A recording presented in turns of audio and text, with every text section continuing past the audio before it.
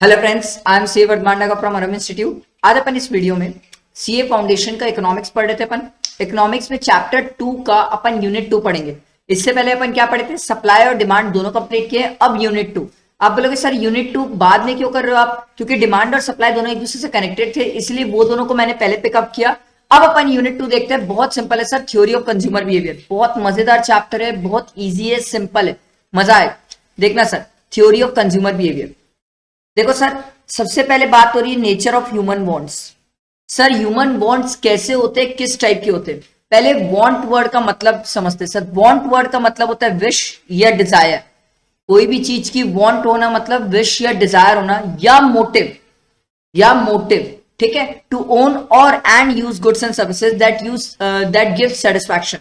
मतलब सिंपल है, वांट्स मतलब सर ऐसी कोई भी चीज जो कोई भी पर्सन डिजायर करता है, उसकी नीड होती है या विश होती है, जिससे उसकी सेटिस्फैक्शन फुलफिल हो, जिससे वो सेटिस्फाइड हो जाए, दैट इज कॉल्ड वांट। बहुत सिंपल है sir. Want may arise due to physical, psychological या सोशल फैक्टर। किसी भी रीजन से वांट जनरेट हो सकती है, फिजिकल हो सकती है, साइकोलॉजिकल हो सकती है या सोशल फैक्टर। कोई भी रीजन से वांट जनरेट हो सकती है। याद रखना, रिसोर्सेज हमारे पास लिमिटेड है सर। ये हम पहले चैप्टर बेसिक से पढ़ रहे हैं कि रिसोर्सेज हमारे पास क्या है, लिमिटेड है। We have to make a choice. Resources limited है तो हमें चॉइस करना पड़ता है सर। तो देखो सर, हम कैसे चॉइस करते हैं। देखो sir, all wants of human being exist some characteristics features. जो भी हमारी वॉन्ट्स होती है उसके कोई ना कोई कैरेक्टरिस्टिक फीचर्स रहते हैं, जितनी भी वॉन्ट्स रहती है। अभी अपन पढ़ेंगे सर, 3 टाइप की वॉन्ट होती है बेसिकली, नेसेसरी, कंफर्ट और लग्जरी। अपन आगे पढ़ेंगे। Wants are unlimited in number. ये तो सर आप बहुत अच्छे से जानते हो। ह्यूमन वॉन्ट्स आर अनलिमिटेड और हर एक वॉन्ट को सेटिस्फाई नहीं किया जा सकता, ठीक है। Wants differ in intensity. बड़ा वैसी बात है सर, कई चीजों की हमें जरूरत तुरंत होती है, कई चीजों की जरूरत बाद में होती है। Intensity. Each want is satiable. Sir हर एक वॉन्ट को हमें सेटिस्फाई करने की नीड होती है, बट ऐसा होता है कि कई वॉन्ट्स तुरंत सेटिस्फाई करना जरूरी होता है, कई बाद में। Wants are competitive. कॉम्पिटिटिव क्यों? क्योंकि रिसोर्सेज स्केयर है सर, तो हर वॉन्ट तो सेटिस्फाई होनी नहीं है। तो हम क्या करते हैं सर, कुछ वॉन्ट जितनी हम सेटिस्फाई कर सकते हैं उतनी कर पाते हैं, उनको पहले करते हैं। जो नहीं सेटिस्फाई कर रहे हैं उनको बाद में करते हैं, ठीक। Wants are complementary. कॉम्प्लीमेंट्री इसलिए क्यों? क्योंकि कोई भी पर्सन जो है उसकी वॉन्ट्स उसके साथ साथ चलती है। ऐसा कोई भी पर्सन नहीं है जिसकी कोई ना कोई वॉन्ट्स ना हो, हर पर्सन की होती है। जैसे आज मान लो मैं सीए हूं तो मैं सीएस भी कर रहा हूं, तो मैं चाहता हूं कि मेरे नाम के आगे सीए सीएस हो। हर पर्सन की वॉन्ट्स उसके साथ साथ कॉम्प्लीमेंट्री चलती है, ठीक है। देखो sir, a particular want may be satisfied in an alternative ways. बड़ा ऑब्वियस है सर, एक वांट को सेटिस्फाई करने के बहुत सारे तरीके हैं सर, ठीक। Wants are subjective and relative. Sir जो भी वांट्स रहती है हमारी कोई ना कोई चीज से रिलेट करती है, ठीक है। ऐसा नहीं रहता है कि सर हम कोई भी वांट कर रहे हैं तो वो किसी चीज से रिलेट नहीं करती। एग्जाम्पल, जैसे मान लो किसी को फोटोग्राफी का शौक है तो वो जनरली नए अच्छे बड़े कैमरेज चाहता है। रिलेटिव एंड सब्जेक्टिव, आया समझ? अगला देखो sir, want very with time, place and person. Yes sir, want क्या पर्सन टू पर्सन या टाइम टू टाइम वेरी कर जाती है? Yes sir. अगला देखो सर, सम वांट्स रेकर अगेन। क्या कुछ ऐसी वांट्स है जो बार बार होती है? Yes sir. कई, जैसे आपको मान लो आइसक्रीम खाना पसंद है, पिज्जा खाना पसंद है, तो अगर ये वांट आप बार बार कर रहे हो तो रिकरिंग नेचर की होती है, ठीक है। Wants may become habits and customs. Yes sir, जो लोग सिगरेट पीते हैं या दारू पीते हैं सर, उनकी वॉन्ट्स हो जाती है, वो उनकी हैबिट भी बन जाती है सर, धीरे से। अगला देखो sir, wants are affected by income, taste, fashion. बहुत सारी चीजों से वॉन्ट्स को फर्क पड़ता है सर, ये सब चीजों से। बेसिकली अगर आपकी इनकम है तो आप वॉन्ट सेटिस्फाई कर सकते हो, इनकम नहीं है तो वॉन्ट सेटिस्फाई करने के पहले भी 10 बार आपको सोचना पड़ेगा। अगला देखो sir, want arise from multiple causes. Yes sir, physical, psychological instinct, social obligations या इंडिविजुअल इकोनॉमिक या सोशल स्टेटस। यस सर, जो रईस रहते हैं वो जनरली आईफोन लेना पसंद करते हैं, सोशल स्टेटस है उसके कारण आईफोन की डिमांड जनरेट हो जाती है, वांट जनरेट हो जाती है। यही चीज तो बता रहे सर, वांट अराइज होने के बहुत सारे रीजन है। समझ आया? सिंपल। देखो sir, classification of want. Want को अपन 3 पार्ट में क्लासिफाई कर सकते हैं सर, बहुत ध्यान से सुनना, बहुत सिंपल है सर। नेसेसरी, कंफर्ट और लग्जरी। नेसेसरी क्या होता है? एकदम सिंपल सर, जो एकदम बेसिक है, जो हमें चाहिए, एकदम बेसिक है जो हमें चाहिए, इसके बिना काम नहीं हो सकता, वो चीजें नेसेसरीज में आती है सर। जैसे मान लो एक रूम है, एक रूम में जैसे पंखा, पंखा इज नेसेसरी, वो जरूरी है सर, बिना पंखे के तो जनरली हो नहीं सकता। अब ऐसा मत बोलना कोई कि सर बिना पंखे के नहीं होता। बेसिकली आप रोटी, कपड़ा, मकान और एजुकेशन ले लो सर, ये नेसेसरीज में आता है, ये जरूरी चीज है। कंफर्ट क्या होता है सर? Very simple. कंफर्ट एक ऐसी चीज है सर जो नेसेसरी से ऊपर होती है बट लग्जरी से कम होती है। मतलब इससे कोई भी पर्सन सेटिस्फाइड तो रहता है, बट ऐसा नहीं है कि लग्जरी में जी रहा है, मतलब एकदम रईसी से नहीं जीता। कंफर्ट, जैसे मान लो आपको जैसे एक बेसिक एग्जांपल है, जैसे मान लो पंखा अपन ने नर्सरी में लिया था, कूलर अपन कंफर्ट में ले लेते हैं। सर कूलर कंफर्ट में है, क्योंकि गर्मी के टाइम पे कूलर एक कंफर्ट है, ठीक है। उसके बाद मान लो अगर लग्जरी में जाओगे, तो सर लग्जरी का बेस्ट एग्जांपल एसी ले लो, मर्सिडीज बीएमडब्ल्यू कार ले लो, ये सब लग्जरीज में चल जाती है सर। तीन टाइप के वांट, नेसेसरी, कंफर्ट, लग्जरी। बहुत सिंपल सर, लग्जरी कंफर्ट से भी ऊपर की चीज है। कंफर्ट नेसेसरी से अच्छी होती है बट लग्जरी से कम होती है। नेसेसरी सर जो बेसिक होती है, जो हमें चाहिए ही होती है। आया समझ? एकदम सिंपल, तीन टाइप से अपन क्लासिफाई करते हैं। उसके बाद देखो सर, व्हाट इज यूटिलिटी। यहां से चैप्टर बड़ा मजेदार है, ध्यान से सुनना, बड़ा मजा आएगा, बहुत मजा आएगा। मैं आपको एक एग्जांपल देके भी समझाऊंगा, ये चैप्टर बड़ा मजा आने वाला है। यूटिलिटी वर्ड का मतलब क्या होता है? Want satisfying power of a commodity. कोई भी गुड्स, उससे हमें कितनी खुशी मिलती है, that is known as utility. वापस रिपीट करता हूं, यूटिलिटी वर्ड का मतलब होता है want satisfying power of a commodity. कोई भी गुड्स, उससे हमें कितनी खुशी मिलती है, that is known as utility. याद रखना सर, यूटिलिटी मतलब जितना भी कोई गुड्स को हम यूज करते हैं, कंज्यूम करते हैं, कुछ भी करते हैं, उससे हमें जो खुशी मिलती है, that is known as utility. ठीक है, याद रखना। कई लोग इसमें कंफ्यूज होते हैं कि यूटिलिटी क्या होता है। सर यूटिलिटी मतलब want satisfying power of commodity. कोई भी गुड्स, उससे हमें कितनी खुशी मिलती है, that is known as utility. ठीक है, दो तीन बार इसलिए बोल रहा हूं क्योंकि ये चैप्टर का बेस है। अगर यूटिलिटी वर्ड क्लियर होगा तो आगे कहानी क्लियर होती है। ठीक है, यूटिलिटी वर्ड समझ आया? अच्छा, ये बोल रहे हैं, इसके बाद ये जो पैराग्राफ में आपको समझाया हुआ है, ये बेसिकली आपको ये बताना चाह रहे हैं sir, utility time to time, place to place, person to person differ करती है, वेरी करती है। ये सब बहुत सिंपल सी बात है sir.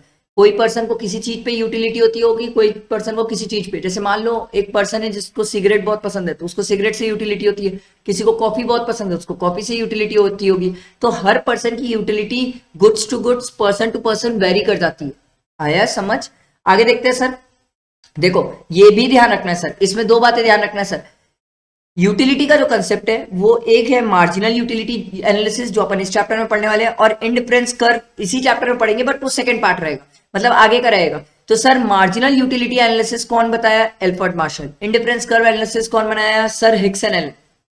Simple sir, marginal utility analysis कौन बताया? Alfred Marshall. याद रखना सर, इंडिफरेंस कर्व एनालिसिस कौन बताया? Sir Hicks and Allen. ठीक है, अब देखो मार्जिनल यूटिलिटी एनालिसिस क्या होता है, बहुत सिंपल। कौन बताया था? सर एल्फर्ड मार्शल, भूलना मत। एल्फर्ड मार्शल ने बताया था। इसमें सबसे पहली चीज बताई थी इन्होंने, टोटल यूटिलिटी। सर ये टोटल वर्ड का मतलब आज सीख जाओ, आगे पूरे चैप्टर्स में आपको ध्यान रखना है। टोटल वर्ड का मतलब होता है सम ऑफ। टोटल वर्ड का मतलब क्या होता है सर? सम ऑफ, मतलब पूरा मिला के। सम ऑफ वर्ड का मतलब पूरा मिला के। टोटल वर्ड का मतलब सम, टोटल वर्ड का मतलब सम ऑफ।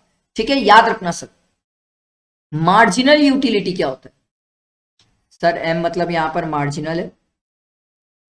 ठीक है, मार्जिनल यूटिलिटी वर्ड का मतलब क्या होता है? Every additional unit. मेरी बात ये सीख जाओ, पूरे हर एक चैप्टर में ये काम आने वाली है सर। देखो एवरी एडिशनल यूनिट।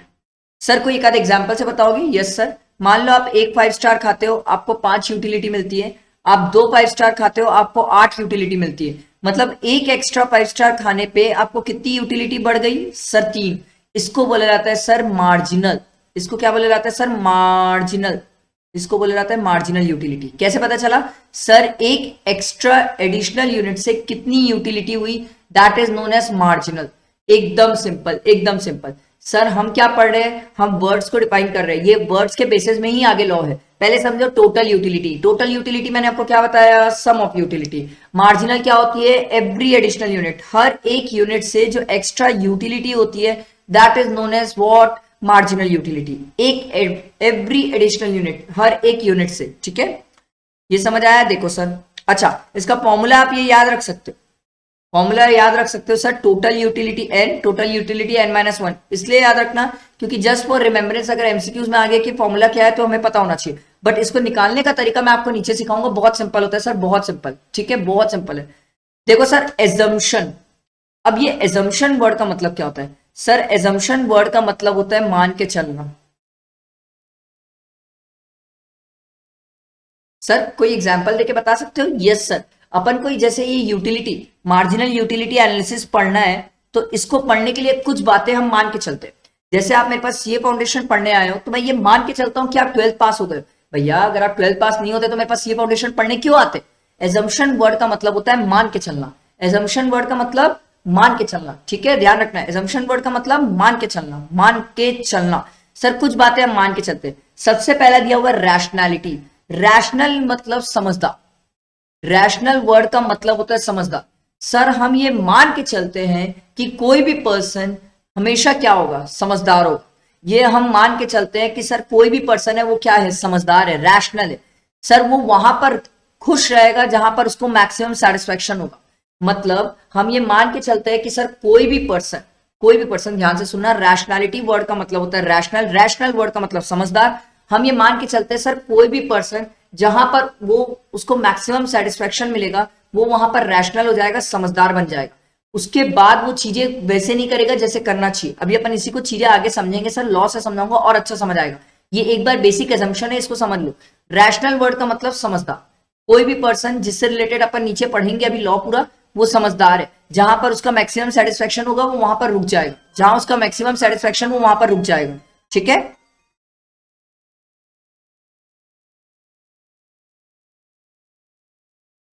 तो रैशनल वर्ड का मतलब क्या था, रैशनल वर्ड का मतलब समझदार, ये क्लियर हुआ। दूसरा देखो sir, cardinal measurement of utility. Sir cardinal measurement word का मतलब सर जहां पर अपन यूटिलिटी को नंबर के टर्म्स में, प्लीज प्लीज इतना ही याद रखना है, जहां पर यूटिलिटी को अपन नंबर के टर्म्स में याद करते हैं। सर अभी मैंने आपको याद है एग्जांपल दिया था, 1 5 स्टार 5 यूटिलिटी, 2 5 स्टार 8 यूटिलिटी। ये जो मैं नंबर के टर्म्स में बोला था ना, this is known as cardinal concept. Cardinal concept, cardinal concept क्या बोलता है, यूटिलिटी को अपन किस टर्म पे मेजर करेंगे, नंबर के टर्म्स, ठीक है। आगे देखो सर,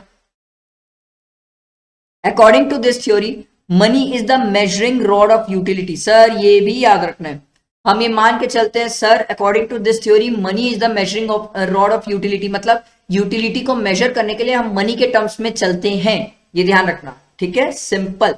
अगला देखो sir, the theory also assume that all the other factor constant such as price of the commodity, taste and preference, बाकी सब चीजें कांस्टेंट है। सर क्यों कांस्टेंट है, क्योंकि अगर बाकी सब चीजें चेंज करते जाओगे, मान लो अपन को, मान लो आपको चेक करना है कि वर्धमान सर को इस पेन से कितनी यूटिलिटी होती है। अब बार बार अगर आप पेन चेंज करते रहोगे तो मेरी यूटिलिटी चेक नहीं कर पाओगे। तो हम ये मान के चलते हैं कि सर बाकी सब चीजें कांस्टेंट है, आपका सिर्फ इस पेन से सर ना इस पेन की प्राइस बदल रही है ना कुछ बदल रहा है, हम इस पेन से रिलेटेड आपकी यूटिलिटी चेक करना चाहते हैं। आया समझ। अगला देखो sir, the theory assumes continuity in consumption. ये देखो सर, कंटिन्यूअस कंजम्पशन, याद रखना सर। अभी मैं ये एग्जांपल से आपको पूरा इलेबोरेट करूंगा तब आपको पूरे एजम्पशन एक साथ समझ आ जाएंगे। अभी एक बार हो सकता है कि आपको लग रहा है कि ये एजम्पशंस क्या है सर, बट अभी अपन जब अपन इसका एक क्वेश्चन देखेंगे, मतलब एक पूरा बेस लॉ समझेंगे, तब वहां पर आपको पूरा समझ आ जाएगा कि ये एजम्पशन कैसे चल रहे हैं। कंटिन्यूअस कंजम्पशन, कंटिन्यूअस मतलब लगातार कंजम्पशन करना, ठीक। उसके बाद देखो sir, different units of a commodities are assume to be homogeneous. याद रखना सर, होमोजीनियस और आइडेंटिकल इन नेचर। अभी ये चीज समझ आएगी, एक बार के लिए सिर्फ सुन लो इसको कि सर जो भी हम कमोडिटी लेके चलेंगे वो सब क्या होना चाहिए, होमोजीनियस होना चाहिए। क्या होना चाहिए, होमोजीनियस, बहुत सिंपल, ठीक। The different unit consume consist of standard unit. Standard मतलब एक एक करके, स्टैंडर्ड वर्ड का मतलब होता है एक एक करके, स्टैंडर्ड मतलब एक एक करके, एक एक करके, एक एक करके, याद रखना। Standard unit, continuous consumption, standard unit. अभी अपन पढ़ेंगे सर, नीचे मैं आपको एग्जांपल से प्लीज पूरा समझाऊंगा, थोड़ा पेशेंस रखना, उसके बाद आपको हर एक चीज समझ आएगी। The assumption of consistence of marginal constancy of the marginal utility of money holds that the marginal utility of money remains constant. sir MUM remains constant, याद रखना, MUM मार्जिनल, ये देखो sir, marginal utility in terms of money, ये क्या रहेगा, हमेशा constant.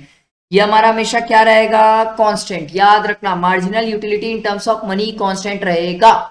अगला देखो sir, the hypothesis of independent utility implies that the total utility which a person gets from the whole the collection of goods purchased by him in simply the total sum total of the separate utility of the goods। समझाता हूं sir, हम ये assume करके चलते हैं कि हर एक unit की यूटिलिटी अलग है, हर एक यूनिट की यूटिलिटी अलग है, ये हम एज्यूम करके चलते हैं और इन सबको हम टोटल करते हैं तब हमारा टोटल यूटिलिटी बनता है। वापस रिपीट करता हूं, हम ये एज्यूम करके चलते हैं कि सर हर एक यूनिट की यूटिलिटी अलग है और उसके बाद सर हम सबको टोटल करते हैं तो हमारी टोटल यूटिलिटी आती है। ये सिर्फ एजम्पशन थे। अब ये एजम्पशन कब समझ आएंगे सर? ये एजम्पशन तब समझ आएंगे जब अपन law of diminishing marginal utility पढ़ेंगे। बहुत सिंपल है सर, बहुत बहुत सिंपल है। मैं आपको बुक देखने की भी जरूरत नहीं है, आप मेरे तरफ ध्यान दो, पूरा समझ आएगा, एकदम अच्छे से समझ आएगा। ठीक है यार, ये कैसा डायग्राम हो गया? ध्यान दो आप मेरी तरफ, पूरा अच्छे से समझ आएगा। ठीक,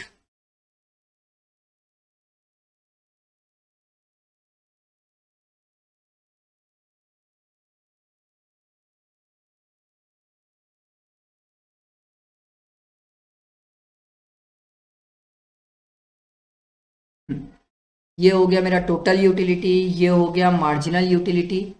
ठीक है, ये वाला पॉइंट सर ध्यान देना, अभी बहुत मजा आने वाला है सर, मैं आपको एग्जाम्पल से समझाऊंगा। पॉइंट ऑफ सैचुरेशन या सैटिटी भी बोल सकते हो उसको। ये टोटल यूटिलिटी है, यहां पर ये मैक्सिमम हो जाती है। ठीक है, यहां पर मार्जिनल यूटिलिटी जीरो हो जाती है। अब एकदम ध्यान से सुनना, एक एग्जाम्पल से मैं आपको समझाता हूं, ये बहुत अच्छे से समझ आएगा law of diminishing marginal utility. मान लो मैं सीए फाइनल का एग्जाम क्लियर किया, एग्जाम क्लियर करके घर आया। ठीक है, तो मेरे पापा ने पूछा मेरे से कि तेरे को क्या पसंद है? तो मैं बोला भाई मेरे को तो रसगुल्ला पसंद है। तो मेरे पापा ने क्या किया, 30-35 रसगुल्ला लेके आ गए कि चल तेरे को पसंद है करके। अब ध्यान से सुनना, मेरे को रसगुल्ला एकदम अति में पसंद था, एकदम अति में। ठीक है, तो एकदम अति में पसंद था, तो पहला रसगुल्ला खाया, पहले रसगुल्ले से मेरे को खुशी सबसे ज्यादा हुई। यूटिलिटी सर, पहले रसगुल्ले में सबसे ज्यादा खुशी हुई क्योंकि बहुत टाइम बाद खा रहा था, तो मेरे को लगा वाह यार इतना मजा आ गया। तो स्टार्टिंग में सबसे पहले रसगुल्ले में मेरी यूटिलिटी क्या थी? सबसे ज्यादा थी। मेरे को सबसे ज्यादा मजा आया सर पहले रसगुल्ले में, क्योंकि मेरे को बहुत पसंद भी था। ठीक, अब उसके बाद क्या हुआ, फिर मैं दूसरा रसगुल्ला खाया। दूसरे रसगुल्ले में खुशी तो हुई, बट उतनी नहीं हुई जितनी पहले रसगुल्ले में हुई थी। अब मेरी बात ध्यान से सुनना, इसी को अपन बोलते हैं डिमिनिशिंग। अपने लॉ का नाम क्या है sir? Law of diminishing marginal utility ना। ये डिमिनिशिंग, डिमिनिशिंग वर्ड का मतलब बढ़ना, बट उस रेट से नहीं बढ़ना जिस रेट से पहले बढ़ा था। सर एग्जाम्पल से बता सकते हो? यस सर, मान लो आपकी पॉकेट मनी 0 थी, 0 से 100 हो गई, कितना परसेंट बढ़ी? 100%। आपकी पॉकेट मनी 100 थी, 100 से 150 हो गई, कितनी बढ़ी सर? 50%। बढ़ी तो सही, मैं क्या बोल रहा हूँ आपकी पॉकेट मनी नहीं बढ़ी है, देखो 150 हो गई ना, 100 से 150 हो गई, बढ़ी, बट उस रेट से नहीं बढ़ी जिस रेट से पहले बढ़ी थी। पहले किस रेट से बढ़ रही थी? 100% के हिसाब से। अगर 100 के हिसाब से बढ़ती तो यहाँ कितनी हो जाती है? 200, बट 200 नहीं हुई। इसी को बोला जाता है सर डिमिनिशिंग। हमारी टोटल यूटिलिटी, ध्यान दो सर, हमारी टोटल यूटिलिटी जो है वो बढ़ तो रही है सर, ये देखो हमारी टोटल यूटिलिटी बढ़ तो रही है, बट किस रेट से बढ़ रही है सर? ये बढ़ रही है डिमिनिशिंग रेट से। मतलब जो पहले रसगुल्ले में खुशी हुई थी, भयानक खुशी थी, वो दूसरे रसगुल्ले में कम हो गई सर। दूसरे रसगुल्ले में वो खुशी कम हो गई। फिर देखो ये यहां पर पहुंच गया, ध्यान दो, दूसरे रसगुल्ले में कम हो गई, तीसरे में और कम हो गई, चौथे में और कम, पांचवें में, छठवें में, सातवें में, आठवां, नौवां, 10वां, 11वां, 12वां, 13वां, 14, 15। मान लो 14-15 रसगुल्ला खाया मैं, और मेरी यूटिलिटी उस रसगुल्ले से खत्म हो गई। खत्म मतलब जितना जी भर के खाना था मैं खा लिया। अब मेरी बात ध्यान से सुनना, अपन एजम्पशन पढ़ के आए थे, याद है? स्टैंडर्ड यूनिट एक एक करके, मैं रसगुल्ला एक एक करके खाऊंगा, हपसी जानवर जैसे 4-5 नहीं खाऊंगा, एक एक करके रसगुल्ला खाऊंगा, पहला। दूसरा कंटिन्यूअस कंजम्पशन, सर लगातार रसगुल्ले खाऊंगा। एक बात बता भाई, मैं एक रसगुल्ला आज खाया, एक रसगुल्ला कल खाया, एक रसगुल्ला परसों खाया, मेरी यूटिलिटी रसगुल्ले से खत्म ही नहीं होगी, क्योंकि वो मेरे को सबसे ज्यादा पसंद है। तो सर सिंपल सी बात है, हमने क्या बोला? कंटिन्यूअस कंजम्पशन, लगातार रसगुल्ले खाना है सर, याद रखना सर, लगातार। तो सर हमारी सर टोटल यूटिलिटी बढ़ती है किस रेट से? डिमिनिशिंग रेट से। क्यों सर? बढ़ती तो है, बट उस रेट से नहीं बढ़ती जिस रेट से बढ़ना चाहिए। मार्जिनल यूटिलिटी सर ये हमारी गिरती है, हर एक यूनिट के साथ हमारी मार्जिनल यूटिलिटी गिरती है, और गिरते गिरते कहां पहुंच जाती है? जीरो। क्यों? हो गया भैया 10-15 रसगुल्ले खाना था, खा लिया मैं, इससे ज्यादा नहीं खा सकता। पर जहां आपको लगे कि आपकी जिंदगी नॉर्मल चल रही है, वहीं आपकी जिंदगी में कौन टपकता है? रिलेटिव। अब हुआ क्या, अब यहां पर आप जब जैसी भाई 10-15 रसगुल्ले खा लिए, अब मान लो एक बाहर से रिलेटिव आ गया, वो बोले ओहो सीए पास हुआ है, मेरे हाथ से एक रसगुल्ला नहीं खाएगा। अब जबकि वो मेरे को जबरदस्ती रसगुल्ला खिलाया, जबकि मेरा मन भर चुका था, पर वो जब जबरदस्ती मेरे को रसगुल्ला खिलाया, तो इस बार मैं दो लोगों को गाली दिया, एक रसगुल्ले को भी गाली दिया, दूसरा रिलेटिव को भी गाली दिया कि वो क्यों आ गया और दूसरा रसगुल्ला बच क्यों गया। इस बार जो यूटिलिटी है ना मेरे रसगुल्ले से, वो गिर गई। इस बार मेरी टोटल यूटिलिटी रसगुल्ले से गिर गई तो मेरी मार्जिनल तो क्या हो गई, नेगेटिव हो गई। मार्जिनल क्या हो गई, नेगेटिव हो गई। अब मेरे को उस रसगुल्ले से खुशी नहीं हो रही है, अब मेरे को उस रसगुल्ले से खुद खुशी लग रही है, मेरे को बेकार लग रहा है वो रसगुल्ला, पसंद ही नहीं है, क्योंकि मेरे को जितना खाना था मैं जी भर के खा चुका हूं। अब जबरदस्ती हो रही है तो जबरदस्ती में पसंद नहीं आ रहा है। आया समझ, वेरी सिंपल। तो हमने क्या सीखा sir, law of diminishing marginal utility. मैं आपको एक बहुत प्यारी सी डेफिनेशन के साथ बोल के बताता हूँ। Law of diminishing marginal utility, diminishing word का मतलब सर बढ़ना, बट उस रेट से नहीं बढ़ना जिस रेट से पहले बढ़ रहा था। देखो मैंने ये एग्जाम्पल से भी समझाया था। तो सर हमारी अब देखना डेफिनेशन क्या बोलती है, law of diminishing marginal utility states that word का मतलब होता है बताना। ये बता रहा है कि अवर, ध्यान से सुनना, as more and more of the standard unit are continuously consume, जैसे जैसे आप एक एक रसगुल्ला लगातार खाते जाओगे, our marginal utility derive from every additional unit, अपनी जो मार्जिनल यूटिलिटी है हर एक रसगुल्ले के साथ नीचे गिरते जाएगी, फिर जीरो हो जाएगी और फिर नेगेटिव हो जाएगी। समझ आया, बहुत सिंपल है सर, यही है law of diminishing marginal utility. पता नहीं स्टूडेंट क्यों कंफ्यूज होते हैं, बहुत सिंपल है सर, इतना ही है। कोई आपसे पूछे टोटल, अच्छा अब कई लोग ये बोलते हैं सर अगर यहाँ टोटल यूटिलिटी मैक्सिमम है तो मार्जिनल जीरो, टोटल अगर गिर गई तो मार्जिनल नेगेटिव, खत्म सर, इतना ही तो है, कहां से नया लाऊं, यही है। पर स्टूडेंट पता नहीं क्यों कंफ्यूज है, क्यों मतलब ऐसा लगता है उनको कि अरे बाप रे कोई बड़ा रॉकेट साइंस का लॉ नहीं है सर। तो आप देख लो यही दिया हुआ है, यही दिया हुआ है। देखो टोटल यूटिलिटी दी हुई है, मार्जिनल का फॉर्मूला क्या था sir, total utility N, total utility N minus one, ये फॉर्मूला था। अपन इसको निकालने का दो तरीका सर, ये फॉर्मूले से निकाल लो, मेरा तरीका ज्यादा आसान है सर। मैं बोलता हूं सर नीचे वाला माइनस ऊपर वाला, ऊपर कुछ ना दिया है तो जीरो, तो 20 माइनस जीरो सर क्या आ जाएगा 20, यहां पर क्या है 34, 34 माइनस 20, ये कितना आ जाएगा 14। सर नीचे वाला माइनस ऊपर वाला, 45 माइनस 34, 45 माइनस 34 कितना आ जाएगा 11। सर नीचे वाला माइनस ऊपर वाला, नीचे वाला माइनस ऊपर वाला। सर अगर मार्जिनल दी होती और अपन को मान लो टोटल निकालना होता, मान लो कई स्टूडेंट बोलते हैं सर मार्जिनल दी है टोटल कैसे निकालेंगे, बहुत सिंपल है, एकदम सिंपल। मार्जिनल दी है पहली वाली लिख दे भाई, उसके बाद ऐड करना चालू कर दे, 34 जिगजैग ऐड करना, तो ये आ जाएगा सर, जिगजैग ऐड करना चालू कर दे। आया समझ, वेरी सिंपल सर। कई लोगों को ये निकालने में दिक्कत आती है, अरे कुछ नहीं है भैया, सिंपल है, एकदम सिंपल। ठीक, ये समझ आया, ये था पूरा आपका law of diminishing marginal utility, ये पूरा का पूरा मैंने आपको इजी लैंग्वेज में, देखो sir total utility rises, marginal utility is positive but at a diminishing rate. मैंने बताया था ना सर, टोटल यूटिलिटी किस रेट से बढ़ रही है, डिमिनिशिंग, मार्जिनल यूटिलिटी डिक्रीजिंग है। Total utility, marginal utility diminishes through out, वो नीचे गिरते जाती है।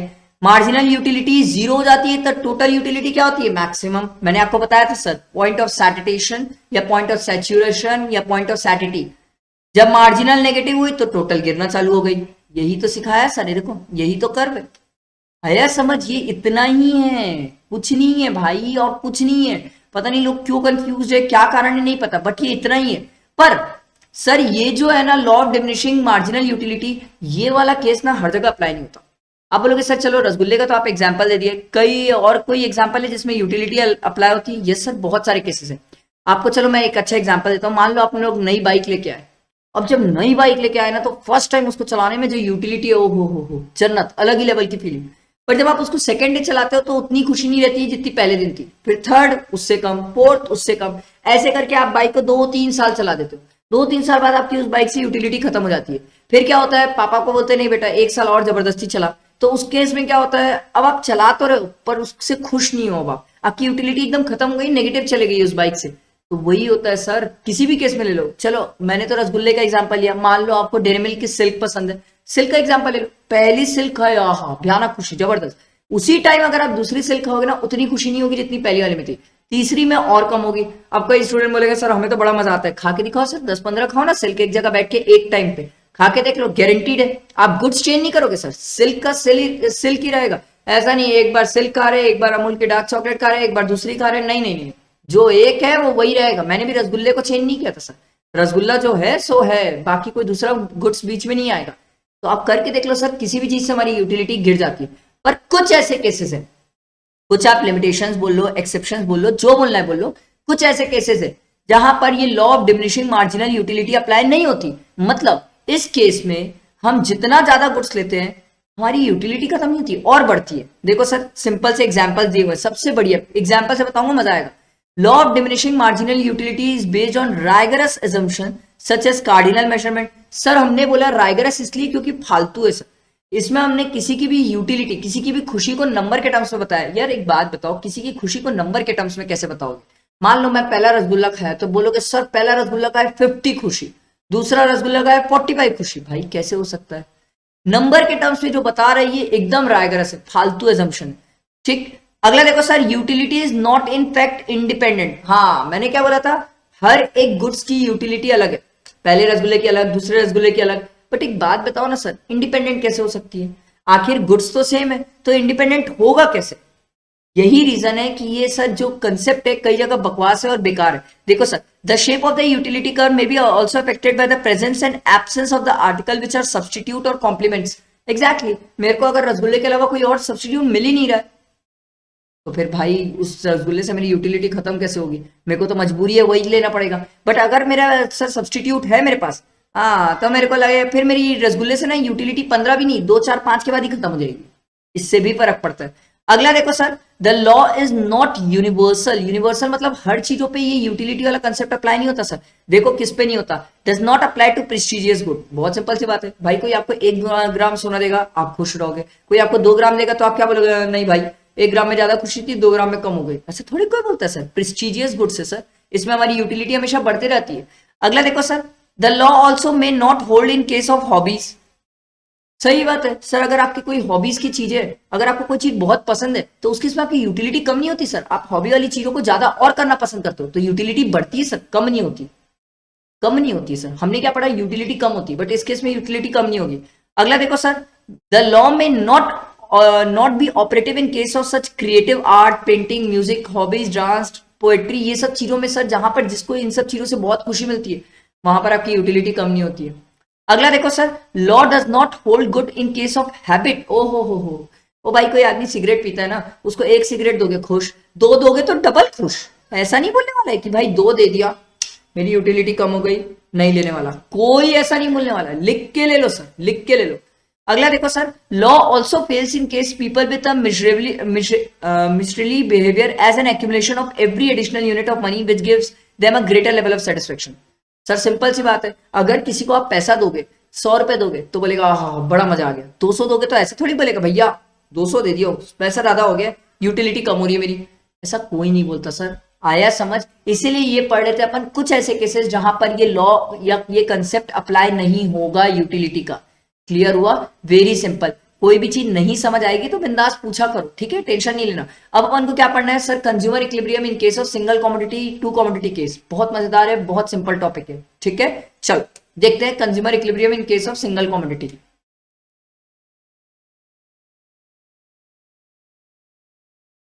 तो गाइज अपना अगला टॉपिक क्या है, consumer equilibrium in single commodity case. इसको मैं आपको एक एग्जांपल लेके समझाता हूं, आप ध्यान देना, बहुत अच्छे से समझ आएगा, आराम से समझ आएगा, ठीक है। ध्यान दो मेरी तरफ, एकदम सिंपल। मैं आपको एक डायग्राम से समझाता हूं, ध्यान देना। अरे यार थोड़ा सा टेढ़ा बन गया, ध्यान दो, ये ठीक है सर। ये प्राइस ऑफ एक्स गुड्स, ये marginal utility of X goods. Sir जहां पर ये दोनों टकरा जाते हैं वो होता है हमारा पॉइंट ऑफ इक्विलिब्रियम,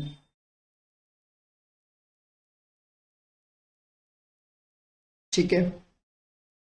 सर ये वाला जो पोर्शन है, ये वाला, इस पोर्शन को बोला जाता है सरप्लस। ध्यान देना, आराम से समझ आएगा, बहुत इजी है और सिंपल है, ठीक है, एकदम सिंपल। सबसे पहले इक्विलिब्रियम वर्ड समझो। इक्विलिब्रियम वर्ड का मतलब होता है सर वो पॉइंट जहां पर सब चीजें इक्वल हो जाए, और कंज्यूमर इक्विलिब्रियम वर्ड का मतलब होता है सर जहां पर कंज्यूमर को मैक्सिमम सेटिस्फेक्शन मिले। वापस रिपीट करता हूं सर, पॉइंट ऑफ इक्विलिब्रियम, ये वो पॉइंट ऑफ इक्विलिब्रियम है सर जहां पर कंज्यूमर मैक्सिमम सेटिस्फाइड है। एक एग्जाम्पल से समझाऊंगा, बहुत सिंपल है, आराम से समझना, ठीक है, एकदम आराम से। सिंगल कमोडिटी केस सर आप ध्यान से सुनोगे बहुत इजी बनेगा, नहीं तो थ्योरी में बहुत सारा पढ़ना पड़ेगा और समझ भी क्या पता पूरा आए ना आए, तो इसीलिए बोल रहा हूं प्लीज ध्यान दो। ये होता है MUM। सर ये M का मतलब क्या होता है? मनी। और क्या सर ये कांस्टेंट होती है? यस सर, ये कांस्टेंट होता है। ठीक है सर, ये इक्वेशन है वन कमोडिटी केस की। ये इक्वेशन है वन कमोडिटी केस की। मतलब अगर वन कमोडिटी केस में कंज्यूमर को अगर इक्विलिब्रियम में होना है तो sir marginal utility of X goods upon price of X goods is equal to marginal utility in terms of money. दोनों बराबर होंगे तो कंज्यूमर इक्विलिब्रियम में। बात क्वेश्चन ये आती है सर, इसको आप थोड़ा इजी लैंग्वेज में बता सकते हो सर कि ये क्या होता है और ये क्या होता है? सर मार्केट में कोई भी चीज कंज्यूमर कितना एक्सपेक्ट करता है और कितना एक्चुअली पे करता है। ठीक है, कितना एक्सपेक्ट करता है, कितना एक्चुअली पे करता है। अगर दोनों बराबर आ जाए तो कंज्यूमर इक्विलिब्रियम में। सर कोई एग्जांपल इसका बहुत सिंपल और बहुत प्यारा सा एग्जांपल है, ध्यान से सुनना, बहुत सिंपल। मान लो मैं जेब में 200 रुपए लेके गया और ये टी शर्ट खरीदनी थी। ध्यान से सुनना, मान लो जेब में 200 रुपए लेके गया और ये टी शर्ट खरीदनी थी। ठीक है, मैं दुकानदार के पास गया, दुकानदार को बोला भैया ये टी शर्ट कितने की है, वो दिखाया, मेरे को लगा ये टी शर्ट कितने की है, 100 रुपए की।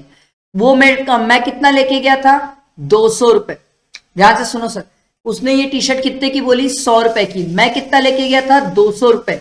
तो प्रैक्टिकली हुआ क्या, यहां पर मेरे पास सरप्लस हो गया। सर सरप्लस क्यों हुआ, ये टी शर्ट 100 ही रुपए की थी, मुझे देना कितना पड़ेगा, 100 रुपए, भले लेके कितना गया था, 200 रुपए। तो एक्स्ट्रा जो मेरे पास बच गया, जो एक्स्ट्रा बच गया उसी को बोला जाता है सरप्लस। उसी को क्या बोला जाता है, सरप्लस। अब दूसरी सिचुएशन सुनना, मान लो मैं मार्केट में 200 रुपए लेके टी शर्ट लेने गया, मैं दुकानदार से पूछा भैया ये टी शर्ट कितने की है, वो बोला भैया ये टी शर्ट तो 200 रुपए की है। मैं कितना लेके गया था, 200, वो कितना बोला, 200। क्या दोनों बराबर आ गए, यस सर दोनों बराबर आ गए। तो सर यहां पर क्या हो जाएगा, पॉइंट ऑफ इक्विलिब्रियम, बराबर आ गए सर। तीसरा केस, मैं 200 रुपए लेके गया, मैं दुकानदार से पूछा ये टी शर्ट क्या कितने की है, वो बोला सर ये टी शर्ट 500 की है। मैं बोला तू ही पहन ले, तू ही रख ले, चाहिए ही नहीं। तो तीसरा वाला केस तो हमारे लिए फॉल ही नहीं करता। हमारे लिए दो ही केस फॉल करते हैं, एक होता है सरप्लस वाला और दूसरा होता है पॉइंट ऑफ इक्विलिब्रियम वाला। समझ आया, बहुत सिंपल है, भयानक सिंपल है। अब पूरा ध्यान अभी मेरे तरफ, अभी ये खत्म नहीं हुआ सर, इधर ध्यान दो। सर अगर इस तरफ का साइन बना हुआ है तो ये ग्रेटर देन का साइन है। ग्रेटर देन का साइन ये बोल रहा है सर कि marginal utility of X goods ज्यादा है। सर अगर किसी गुड्स की यूटिलिटी अगर ज्यादा होती है तो हम कर्व में ऊपर में बैठे होते हैं, हम कर्व के ऊपर पॉइंट पे बैठे होते हैं। सर हमें अगर इसको इक्वल करना है, इक्विलिब्रियम में लाना है, तो सर हमें ए पॉइंट से कहां पहुंचना है सर, पॉइंट ऑफ इक्विलिब्रियम तक पहुंचना है। हमें क्या करना पड़ेगा सर, हमने एक चीज सीखी थी, कभी भी किसी चीज की यूटिलिटी गिराना हो तो उसे हमें क्या करना चाहिए, कंज्यूम करना चाहिए। कब तक करना चाहिए, जब तक पॉइंट ऑफ इक्विलिब्रियम ना पहुंच जाए। तो सर हम क्या करेंगे, यहां पर जो एक्स गुड्स है, एक्स गुड्स अपन वन कमोडिटी केस पढ़ रहे हैं, सर जो एक्स गुड्स है उस एक्स गुड्स को कंज्यूम करेंगे। कब तक करेंगे सर, जब तक पॉइंट ऑफ इक्विलिब्रियम ना पहुंच जाए। सर क्या उसके नीचे नहीं जाएंगे, नहीं, क्योंकि कंज्यूमर क्या है, रैशनल। मैंने आपको पहले ही समझाया था सर, कंज्यूमर रैशनल है, पर ये मान के चलते हैं।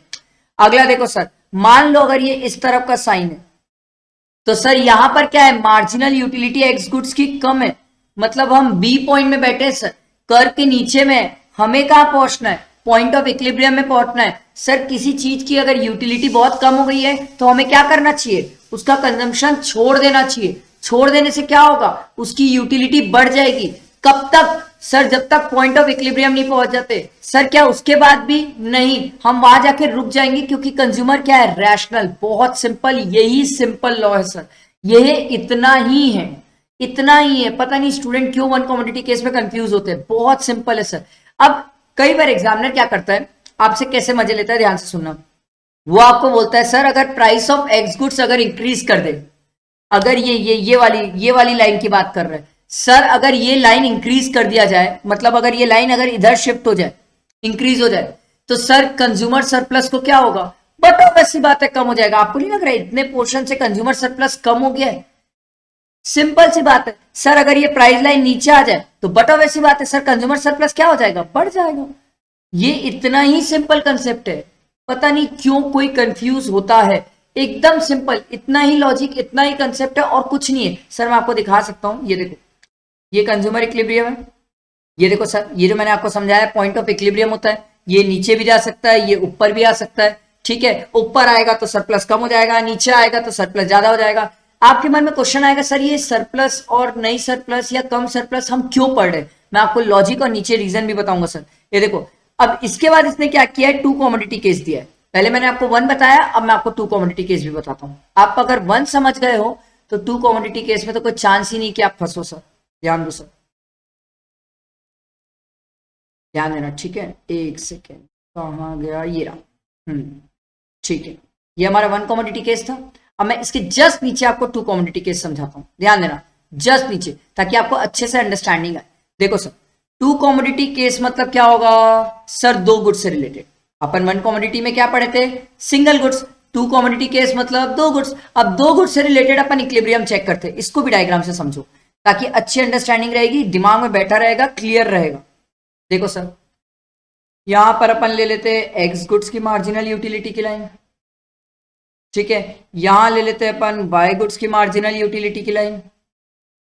सर जहां पर दोनों मिल गए वहां होता है प्रेम प्यार, तो वहां होता है सर पॉइंट ऑफ इक्विलिब्रियम, ठीक है।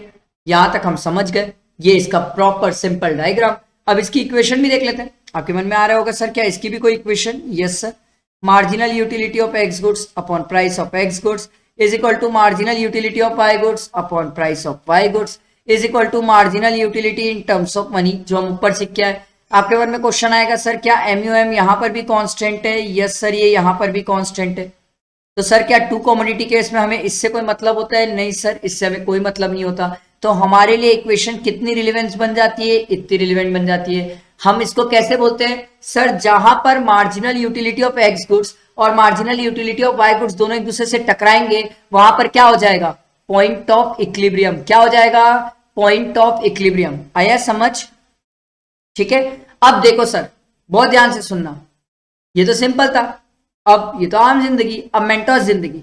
सर अगर ये इस साइड है तो ग्रेटर देन का साइड कहां पर है sir, marginal utility of X goods की तरफ है। तो सर एक्स गुड्स की यूटिलिटी ज्यादा है, तो हम कर में कहां बैठे होंगे, ऊपर में बैठे होंगे। हमें कहां पहुंचना है, पॉइंट ऑफ इक्विलिब्रियम पहुंचना है। सर क्या करे, अब भी सिखाया, किसी की भी यूटिलिटी गिराना है तो क्या करते हैं, कंज्यूम करते हैं। कब तक, जब तक पॉइंट ऑफ इक्विलिब्रियम नहीं पहुंच जाते।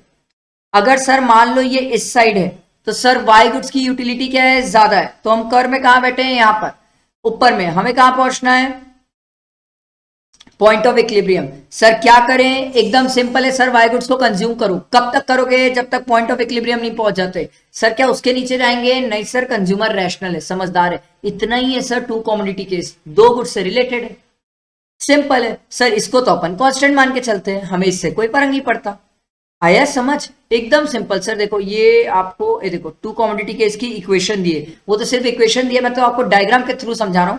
ये याद रखना सर, इक्वी मार्जिनल यूटिलिटी। कई बार स्टूडेंट पूछते हैं सर ये इक्वी मार्जिनल यूटिलिटी क्या हो जाती है। अरे भाई कुछ नया नहीं है इक्वी मार्जिनल यूटिलिटी। देखो sir, in reality a consumer spends his income more than on more than one goods, एक गुड्स से ज्यादा में कंज्यूमर खर्चा करता है। In such case equilibrium is called equi marginal utility. तो सर क्या टू कमोडिटी केस को law of equi marginal utility भी बोला जाता है, यस सर बोला जाता है, उसी को बोला जाता है टू कमोडिटी केस को। आया समझ, बहुत सिंपल, मैंने आपको डायग्राम से समझाया, ठीक है। उसके बाद देखो ये आपको इक्वेशन वगैरह भी दी हुई है, ये भी इक्वेशन याद रखना, ये भी याद रखना, क्योंकि बात तो एक ही है, कैसे भी तरीके से लिखा जाए। मैंने आपको कैसे बताया था, marginal utility of X goods upon price of X goods is equal to marginal utility of Y goods upon price of Y goods, ठीक है। ये तो कांस्टेंट होता है, इससे हमें कोई मतलब ही नहीं है। अब देखो इसको लिखने का कोई भी तरीका ले लो, एक्स अपॉन ये वाई ले लो, ये price X upon price Y ले लो, कोई भी तरीके से लिख लो, बात तो एक ही है सर। इसलिए बता रहा हूं, एग्जाम में ये दो तीन में से कोई भी क्वेश्चन दे देता है और बोलता है कौन सी सही है कौन सी गलत है,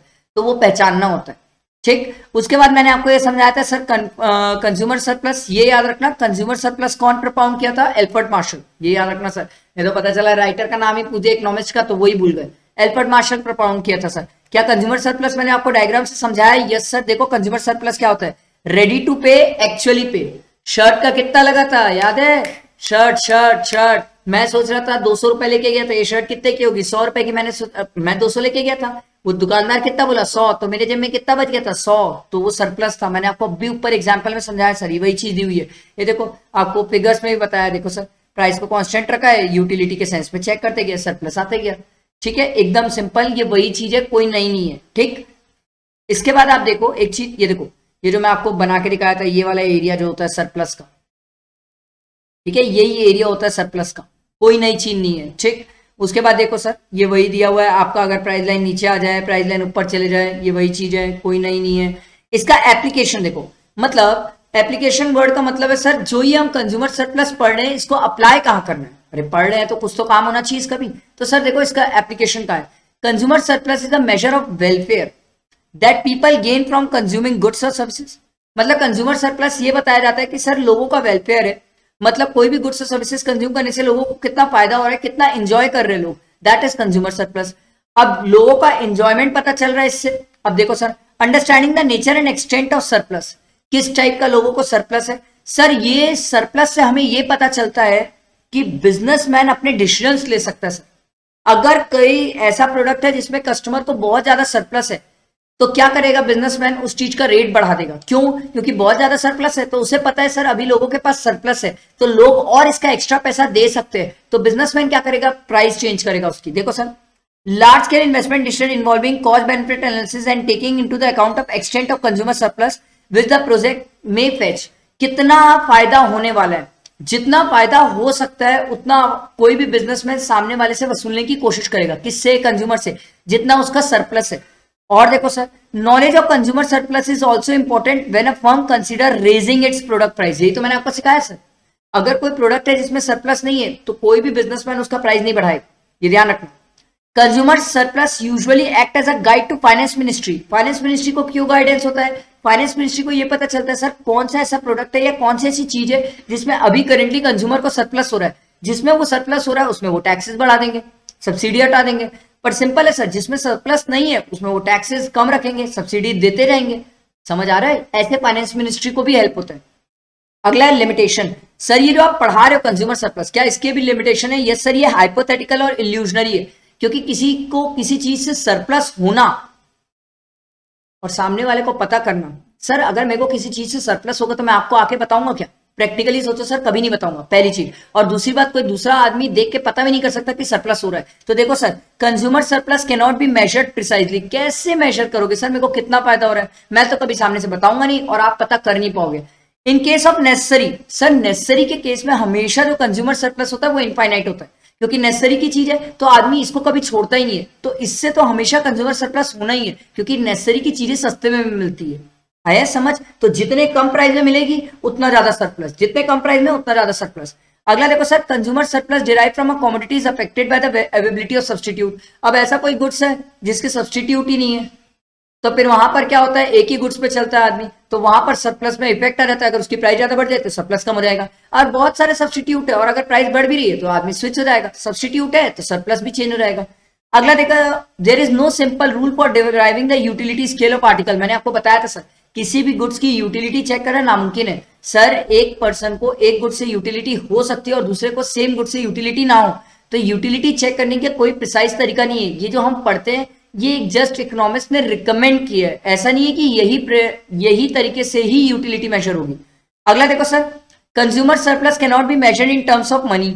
सर किसी की खुशी को, किसी के सेटिस्फैक्शन को, किसी के इक्विलिब्रियम को आप मनी के टर्म्स में मेजर कर पाओ बहुत मुश्किल है, बहुत मुश्किल है। गुड्स के टर्म्स में तो चलो एक बार मेजर कर भी लोगे, बट मनी के टर्म्स में मुश्किल है सर। वो वही बोल रहे हैं, consumer surplus can not be measured in terms of money because the marginal utility of money changes as purchases are made. जैसे जैसे आप परचेज करोगे सर, जो कंज्यूमर सरप्लस है वो मनी के सेंस पे चेंज होते जाएगा, दस consumer stock of money diminishes. But वैसी बात है, जितना ज्यादा पैसा खर्चा होगा उतना इंसान दुखी होता है, जितना कम पैसा खर्चा होता है उतना ज्यादा खुशी होती है। अगला देखो sir, the concept can be accepted only if it is assume that utility can be measured in terms of money. ये जो हम पढ़ के आए ना सर, ये पूरा कंसेप्ट जो हम पढ़ के आए सर, कार्डिनल कंसेप्ट था, यूटिलिटी का था, नंबर के टर्म्स में मेजर कर रहे थे। ये तभी पॉसिबल है जब अपन यूटिलिटी को मनी के टर्म्स में मेजर कर सके, और रियल लाइफ में मनी के टर्म्स में मेजर करना बहुत मुश्किल है। आया समझ? यहां तक समझ आया? अब इसके बाद जो अपन को पढ़ना है वो क्या पढ़ना है, इंडिफरेंस कर्व। ये एक अलग टाइप का टॉपिक है बट बहुत इंटरेस्टिंग है, ये भी मजा आता है। थोड़ा सा इंटरेस्टिंग है, ध्यान से सुनना, बड़ा मजा आएगा, क्योंकि कई बार इसको टीचर्स अच्छे से नहीं बताते तो कंसेप्ट क्लियर नहीं होते हैं। ठीक है, तो चलो स्टार्ट करते हैं अपन इंडिफरेंस कर्व के साथ।